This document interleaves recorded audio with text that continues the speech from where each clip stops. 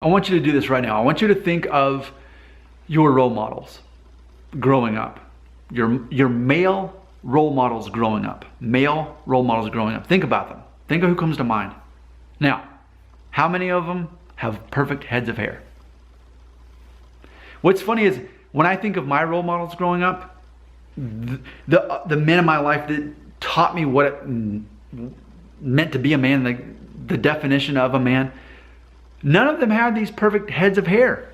And I think that I'm submitting a theory to you today that perhaps it could be that that's one of the reasons why hair loss matters so little to me. Because everything I know as far as what it means to be a man, the identity of a man, the definition of a man, not only is hair not important, but those men didn't have full heads of hair.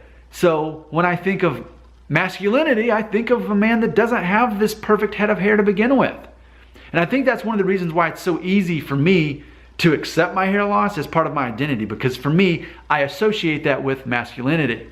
So think about that for yourself. Is there a chance that the positive male role models that you had growing up had full heads of hair? Maybe they were even in movies and that's who you identify with. I don't know, like if I'm thinking about a non-real person in my own life, I mentioned Tom Petty before.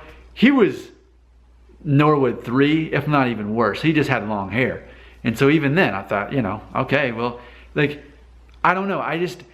When I think of male role models, I can't think of one that just had this perfect full head of hair. I really can't think of one at all.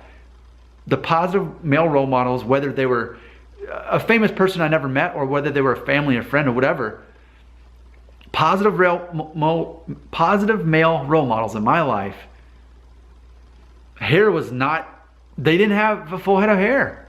So I really think that psychologically that could be part of why I'm okay with being a balding advocate. Because to me, that's the journey to masculinity.